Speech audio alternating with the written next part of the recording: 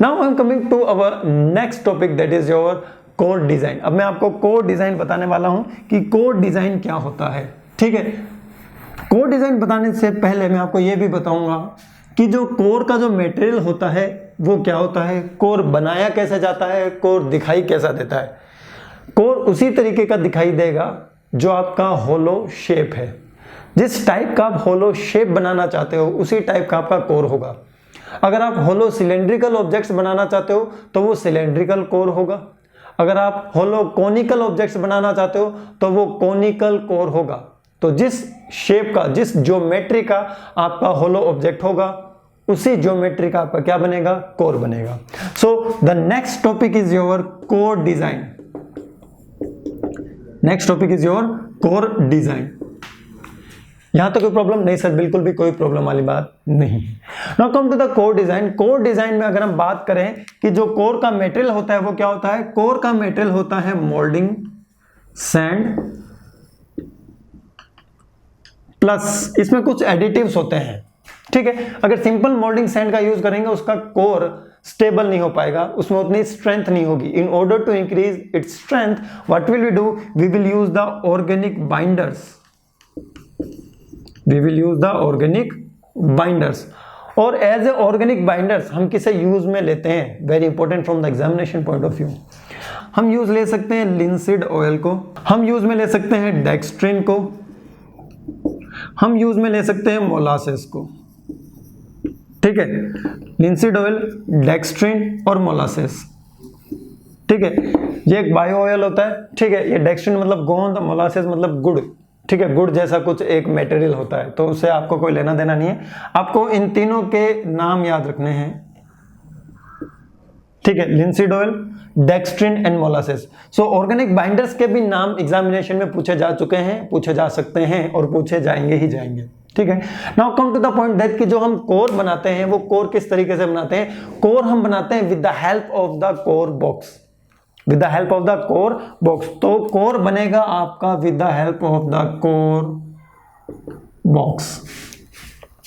Core box कैसा होता है उसका मैं आपको फ्रंट व्यू बताता हूं कि कोर बॉक्स आपको कैसा नजर आता है। ठीक है, so this is the diameter of the core, like that. Clear है, और ये आपका क्या है, कोर बॉक्स है। So this is your core box. Clear है, हाँ सर बिल्कुल क्लियर है। हमने कैसे डिसाइड किया कि this is the diameter of the core, because we are going to design a hollow cylindrical objects. तो जो होलो सिलेंड्रिकल ऑब्जेक्ट्स होगा उसका क्रॉस सेक्शन आपको कैसे नजर आएगा, जो होलो सिलेंड्रिकल ऑब्जेक्ट्स होगा उसका आपको क्रॉस सेक्शन नजर आएगा कुछ इस तरीके से। So this is the cross section of the hollow cylindrical object. Clear है, and what is this, this is the diameter of the core, this is the diameter of the core. हम क्या करेंगे, इस मटेरियल को लेके core box में according to the geometry हम क्या प्रोड्यूस करेंगे, कोर प्रोड्यूस करेंगे। तो जब आपको जो कोर मिलेगा उसे हम कहेंगे ग्रीन कोर। क्या कहेंगे, ग्रीन कोर। क्या कहेंगे उसे, ग्रीन कोर। ग्रीन कोर मतलब उसमें कुछ ना कुछ मॉइस्चर होगा। क्या होगा उसमें, कुछ ना कुछ क्या होगा, मॉइस्चर कंटेंट होगा, लाइक दैट। ग्रीन, ग्रीन मतलब पानी। ठीक है, हरित, हरा, हरा हरा कब नजर आता है, जब वर्षा होती है, रेन। सो ग्रीन मतलब होता है ऐसा कोर जिसमें कुछ ना कुछ मॉइस्चर कंटेंट हो। कैसा हो, moisture content. So this is the green, जिसमें कुछ ना कुछ क्या है, मॉइस्चर कंटेंट है। So this is the green core. Green core की जो स्ट्रेंथ होती है वो कम होती है। The strength of the green core is less. In order to increase it strength what will we do, हम क्या करेंगे, इसको ओवन में रखेंगे। कहां रखेंगे, ओवन में। और ओवन में टेम्परेचर होगा 350 डिग्री सेल्सियस। तो इतने हाई टेम्परेचर पर जब हम इसको ओवन में रखेंगे तो इसके अंदर का जो भी मॉइस्चर कंटेंट होगा वो इवेपोरेट हो जाएगा, सारा का सारा मॉइस्चर बाहर निकल जाएगा। क्या अंदर कोई भी मॉइस्चर बचेगा, बिल्कुल भी नहीं, ये बिल्कुल ड्राई हो जाएगा, सूखा हो जाएगा। अब इसकी स्ट्रेंथ इंक्रीज हो जाएगी। तो जब हम इसको ओवन में रखे, इसके अंदर के मॉइस्चर कंटेंट को रिमूव करते हैं with the help of the evaporation, तो जब ये कोर बनता है उस कोर का नाम क्या होगा? उस कोर का नाम होगा ड्राई कोर। उस कोर का नाम क्या होगा? Dry core. So this one is your dry core. This one is your dry core.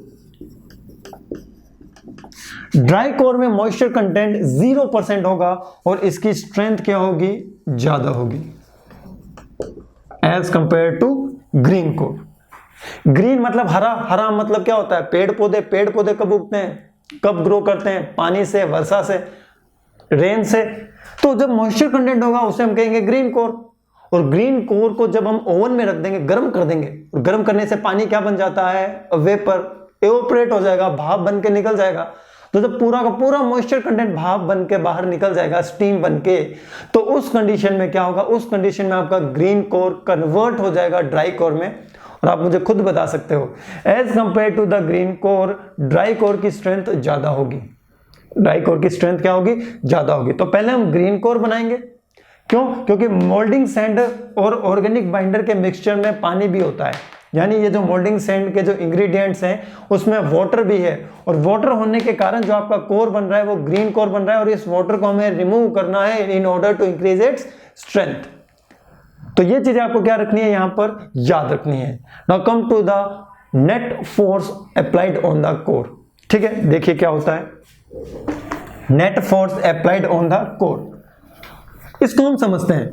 इसको समझने के लिए आपको बेसिक्स ऑफ फ्लूइड मैकेनिक्स आना चाहिए। क्या आना चाहिए? Basics of fluid mechanics. ठीक है, अभी मैं कोर को सपोर्ट नहीं कर रहा हूं, कैविटी के अंदर कोर को बिल्कुल भी सपोर्ट नहीं कर रहा हूं। देखिए आपका कोर कैसा है? आपका कोर है dry core. So this is your dry core. ठीक है, this is your dry core.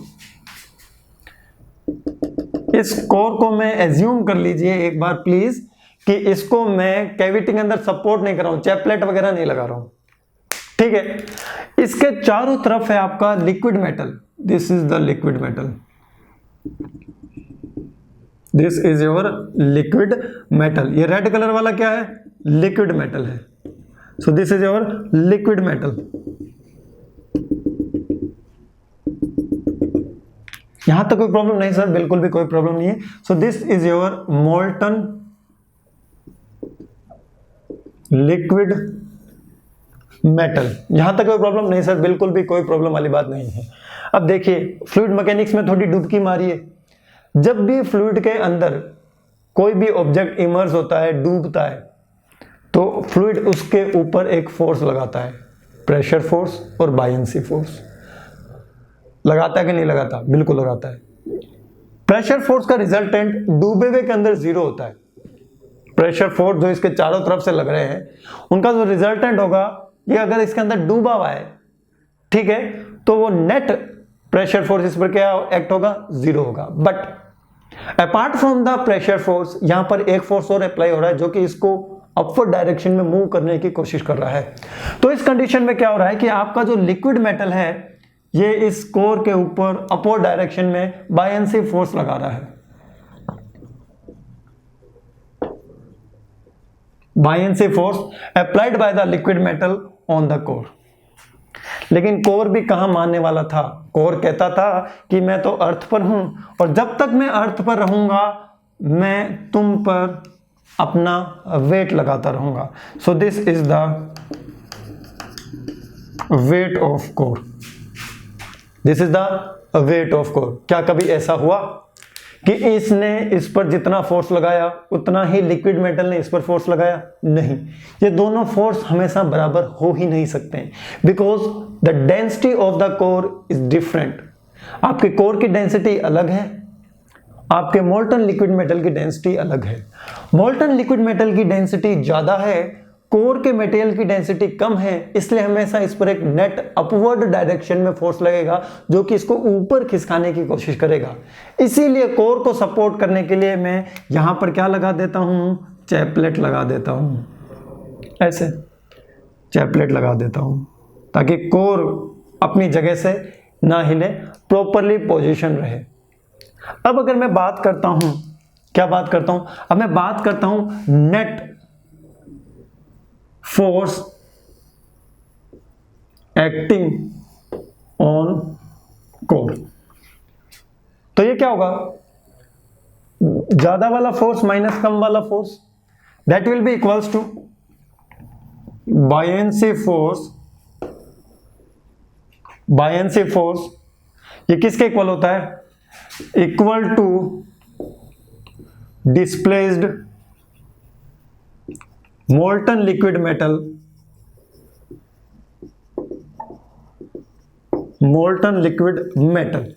this is the upward force. What will be the downward force? Minus weight of the core, minus weight of the core. तो buoyancy force equal to displaced molten liquid metal, आप चाहो तो यहां पर और लिख सकते हो बाय कोर, क्योंकि कोर नहीं तो डिस्प्लेस किया है।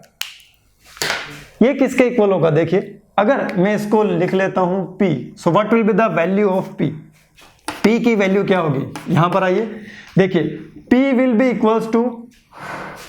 इक्वल्स टू बायेंसी फोर्स, कौन लगा रहा है, लिक्विड मेटल लगा रहा है, और इसका कितना वॉल्यूम डिस्प्लेस हुआ है, V, so this will be equals to rho m into V into Z। Clear है यहां तक, बिल्कुल क्लियर है, ठीक है। Weight of the liquid displaced, weight of liquid displaced will be equals to mass displaced into Z, and what is mass, mass equals to rho into V। तो अगर हम लिक्विड मेटल की बात कर रहे हैं तो यहां क्या आ जाएगा, रो m, तो मास की जगह मैंने क्या लिख दिया, रो m into V into Z, minus of weight of the, किसका वेट, कोर का, माइनस डाउनवर्ड डायरेक्शन में wait of the core. Core का वेट क्या होगा, कोर का वेट क्या होगा बताइए, कोर का वेट होगा rho of core V into Z, so rho of core into V into Z।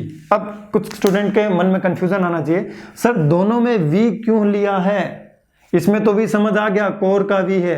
अरे भाई, जितना कोर का वॉल्यूम होगा उतना वॉल्यूम ही तो लिक्विड मेटल का डिस्प्लेस होगा, जितना कोर का वॉल्यूम होगा, मास की बात नहीं कर रहा, जितना कोर का वॉल्यूम होगा उतना ही तो लिक्विड मेटल डिस्प्लेस करेगा। अरे भाई, आप जितना आगे जाओगे उतने ही तो वॉल्यूम को क्या करोगे, डिस्प्लेस करोगे। क्लियर है। तो अब देखिए यहां पर कॉमन क्या क्या है, यहां पर कॉमन है आपका Vg, यहां पर कॉमन क्या है आपका Vg, तो आपके P की वैल्यू कैसे रिड्यूस हो जाएगी, it will be equals to Vg in bracket rho m minus rho of C, in bracket of rho m minus rho of C. So this will be the net upward force acting on the core, which is the difference of the net buoyancy force and the weight of the core. और ये net buoyancy force कौन apply कर रहा है, ये liquid metal apply कर रहा है। So this is just nothing a fluid mechanics. अब मैं यहाँ पे P को तो डिफाइन कर सकता हूँ, that is the net force acting on the core, which will be in the upward direction. ठीक है। Now come to the V. What is V? V is the volume of core. V is the volume of the core. And now come to Z. Z is the acceleration due to gravity. Z is the acceleration due to gravity will be equal to 9.81 meter per second square. What is rho m? Rho m is the density of molten liquid metal. Very easy. Rho of C. What is rho of C? This is the density of core material. Density of the core metal, ये formula आपके जहन में घुस जाना चाहिए। पहला ही formula आया है अभी तक कास्टिंग का, और कोई फॉर्मूला नहीं आया अभी तक। और कौन सा फॉर्मूला है, बिल्कुल एक ही फॉर्मूला है अभी तक, that is the net buoyancy force acting on the core, that is the net force, net upward force acting on the core, which is किसके इक्वल है, V into g in bracket rho m minus rho C। यह formula आप चाहो तो आप अपनी formula sheet में लिख सकते हो। Now come to the next point, that is your core print, कि कोर प्रिंट क्या होता है, कोर प्रिंट क्या होता है। अभी मैं नेक्स्ट कुछ टाइम के लिए कोर पर ही फोकस्ड रहूंगा, हम एक न्यूमेरिकल भी करेंगे, उस न्यूमेरिकल में हम P की वैल्यू फाइंड आउट करेंगे, लेकिन उससे पहले मैं आपको कोर प्रिंट के बारे में कुछ बताना चाहता हूं। ठीक है, कि कोर प्रिंट क्या होता है, ध्यान से देखिएगा, कोर प्रिंट्स, ठीक है। कोर प्रिंट क्या होता है, core prints are the projections on the pattern, जो पैटर्न होता है उस पर हम कुछ प्रोजेक्शन बना देते हैं, और उन प्रोजेक्शंस के बनाने से क्या होगा, उन प्रोजेक्शंस के बनाने से आपकी मोल्ड कैविटी में क्या होगा, कुछ रिसेस, खाली जगह बन जाएगी जहां पर हम कोर को सपोर्ट कर सकते हैं।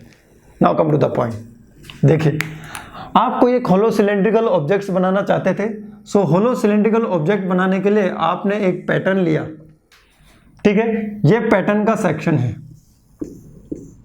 ये पैटर्न का क्या है, सेक्शन है। अब हम क्या कर रहे हैं, इस पैटर्न पर कुछ प्रोजेक्शंस बना रहे हैं, so these are the projection, ये लूज पीस वाला सिस्टम नहीं है, these are the projections. So ये आपके पैटर्न पर क्या है, प्रोजेक्शंस। ये आपके कास्टिंग का पार्ट नहीं है जो आप प्रोडक्ट प्रोड्यूस करना चाहते हो, ये पैटर्न का पार्ट है। ये क्या है, आपका pattern, so this is your pattern. और ये क्या है, ये है आपके प्रोजेक्शंस।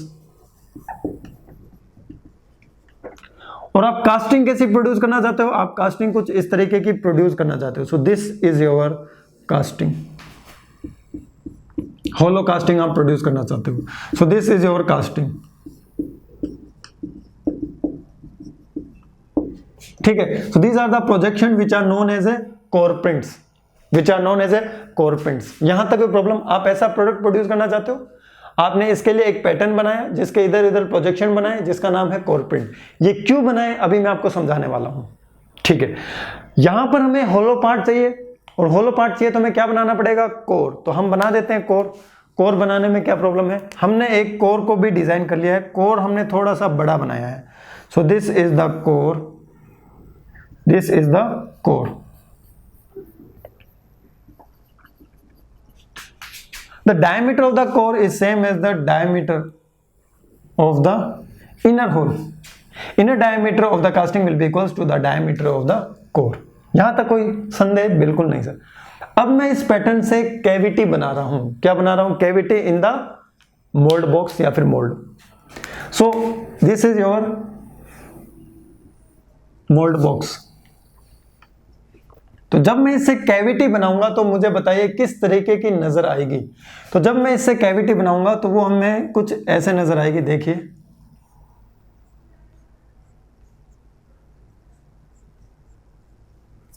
ऐसी हमें कैविटी नजर आने वाली है, ठीक है। So this will be the cavity inside the mould box.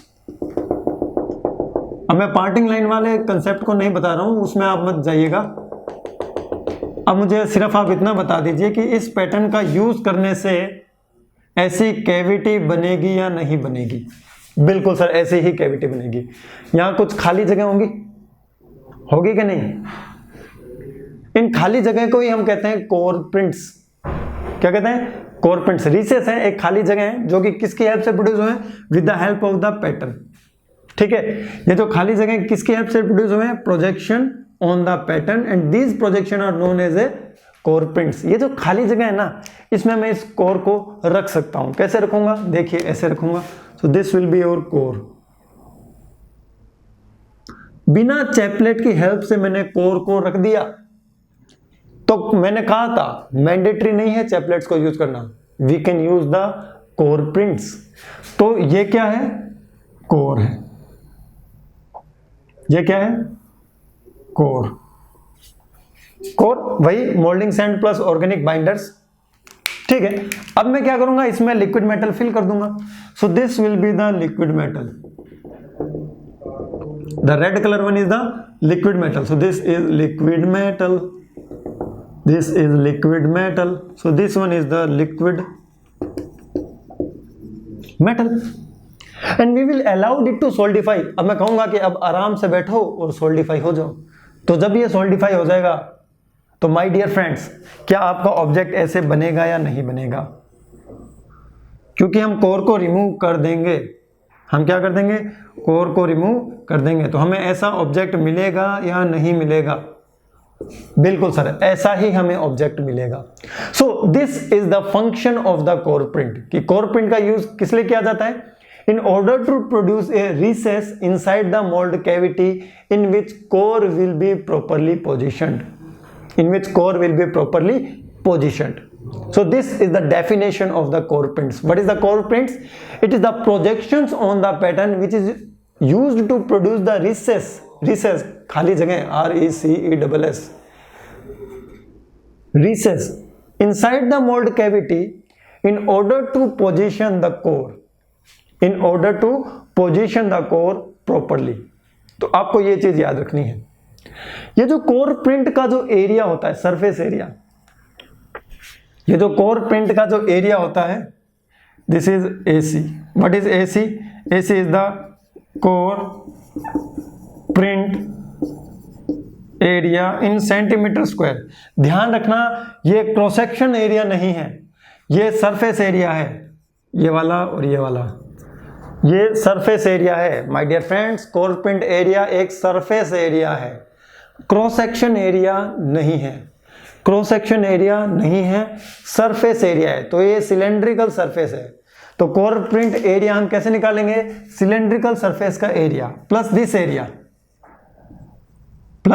This area. तो ये कोर प्रिंट एरिया कितना होना चाहिए कि मतलब हम कितना बड़ा रिसेस बनाएं कि कोर बिल्कुल सपोर्ट हो जाए, कोर टूटे ही ना. तो उसके लिए हमें पता होना चाहिए कि कोर पर नेट फोर्स कितना लग रहा है. तो with the help of that we can determine the value of the core print area, and this value will be equals to, this net force will be equals to 3.5 AC. With the help of this equation, we can determine the value of the AC. What is P? P is the net force on core in Newton.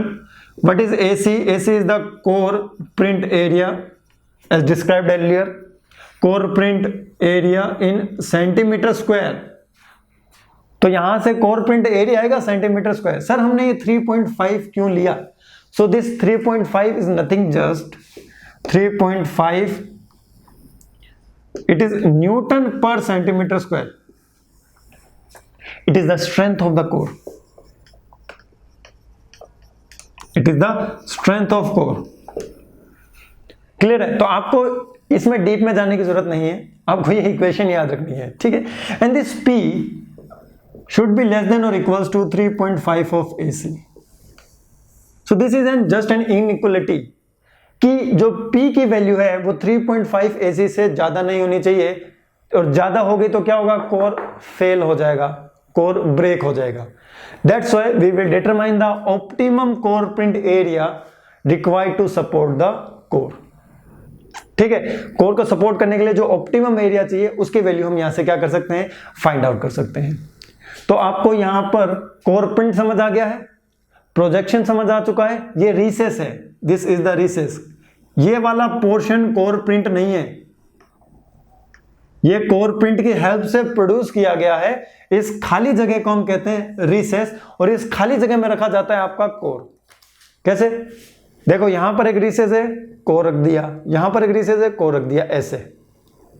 So this is nothing just, it is just a recess which is produced with the help of the projections, and these projections are known as a core prints, and these projections are provided on the pattern. और core का use किस लिए किया जाता है? होलो objects को produce करने के लिए किया जाता है.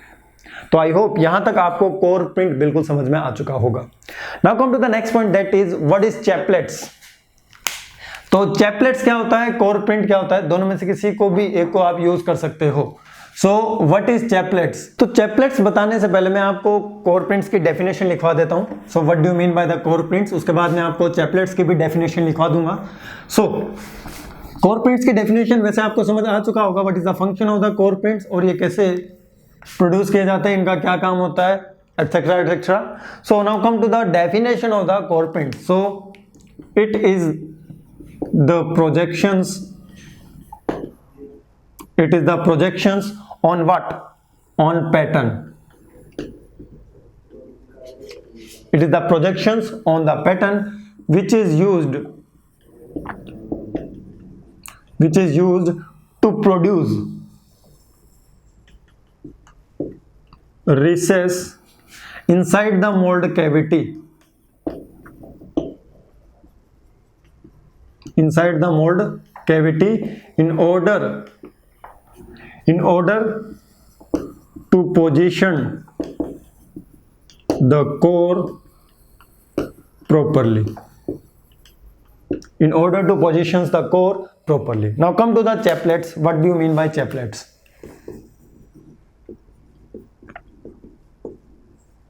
ठीक है, so chaplets are the metallic objects. Write down. Chaplets are the metallic objects the material of chaplet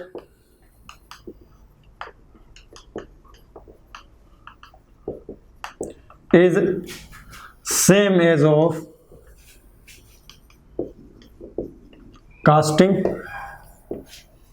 and it is used to support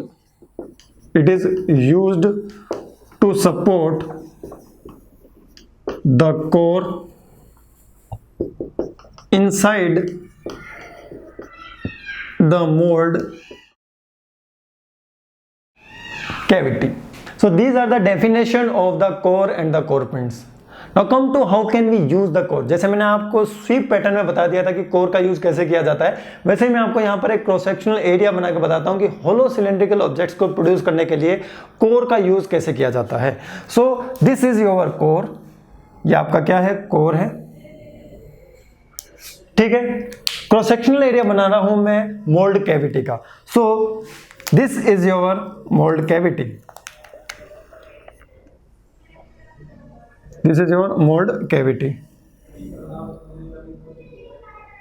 like that.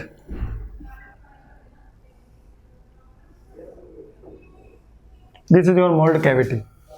ऐसे इसके अंदर कोर है. इसको हमें क्या करना है? पोजीशन करना है with the help of the chaplet. So this are the chaplets.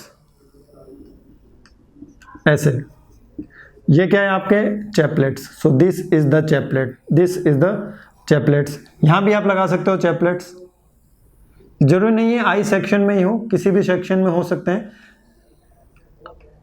ठीक है, ये किसी भी सेक्शन में हो सकते हैं. So this black colour one are the chaplets. This is the mould and this blue colour one is a core. So this is how we can use the core and it will be supported with the help of the chaplets.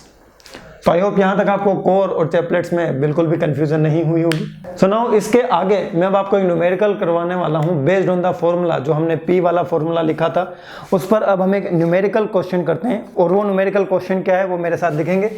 उस numerical question में हम find out करना चाहते हैं कि core पर net force कितना लग रहा है due to the displacement of the molten liquid metal and the weight of the core. Now come to the question, very important question asked in the previous year examination. So what is this question? This question is a hollow casting is produced using cylindrical core. A hollow casting is produced using cylindrical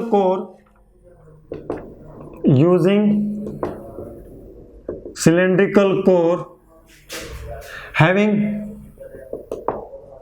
length equal to its diameter of 100 mm. Density of the molten liquid metal. What is the density of the molten liquid metal? Density of molten liquid metal is 2900 kg per meter cube, full stop. Density of the core material is 1600. Density of the core material is 1600 kg per meter cube. Now what we have to do, we have to find out calculate the net force on the core. Calculate the net force on the core. So this data is given in the question, and how to solve this question? First of all, we will write the given data. What are the given data? Given data. So question में क्या क्या given है कि जो core है वो cylindrical core है, और जो हम होलो कास्टिंग प्रोड्यूस कर रहे हैं उसके लिए हमने उसको यूज में लिया है. So the dia of the core D equals to height of the core is mentioned in the question. They are equal to each other. Dia of the core and length of the core. Height की जगह length लिख रखा है तो length लिख लीजिए, कोई problem नहीं है. Length of core, that is L, equals to 100 mm. Density of the molten liquid metal is given as a rho m 2900 kg per meter cube. And the density of the core metal is also given, that is rho c, which is equals to 1600 kg per meter cube. So what is the value of the net force on the core? Net force on the core will be equals to weight of liquid metal displaced minus weight of core, and this formula will be comes out that P equals to V multiply with G, in bracket rho m minus rho of C. So हमें V की value calculate करनी है. So this V value will be equals to pi by 4 d square into L, where d is the diameter, L is the length. So both are the equal, so this will be equals to pi by 4 d cube, and this d and L will be given in mm, so we have to convert it into what? Meter. So this value will becomes out pi by 4, and the value of the d is 100, so this will be 100 divided by 1000 cube. 100 divided by 1000 cube. So the value of the P will be equals to, what is the value of the V? That is pi by 4 multiply with 100 divided by 1000 cube. It in meter cube, multiply with 9.81 meter per second square, multiply with 2900 minus 1600, and this will become out in the Newton. तो आप इसको solve कीजिए और P की value को find out कीजिए. Clear है? तो ऐसे आप न्यूमेरिकल को क्या कर सकते हो? सॉल्व कर सकते हो. Now the next point come is that, यहां पर मैं एक नोट लिखना चाहूंगा. सो दिस इज द नोट, और वो नोट क्या है?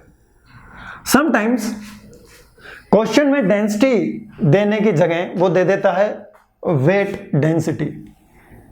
क्या दे देता है कभी कभी? Weight density. And what do you mean by the weight density? Weight density is the weight divide by volume. It is nothing just weight divided by volume, and this will be equals to, what is weight? mg divided by v, and what is m by v? M by v is the rho, so this will be rho into g, which means rho g की combined value देगा. rho g की combined value देगा. So उस case में p की value क्या होगी? p value will be equals to V multiply with rho g combined, so this will be omega of m minus omega of c. What is omega of m? It is the weight density. It is the weight density of molten liquid metal. Now come to the next point, that omega c. What is omega c? Omega c is the weight density of core material. और ये formula हमें कब use करना है बताइए? ये formula हमें तब यूज करना है when weight density is given. जब वेट डेंसिटी गिवन होगी उस कंडीशन में हमें वेट डेंसिटी वाला फॉर्मूला यूज में लेना है. तो आई होप यहां तक आपको कोर प्रिंट वगैरह के बारे में सब कुछ समझ में आ चुका होगा. फिर मिलेंगे नेक्स्ट क्लास में. Bye bye, take care.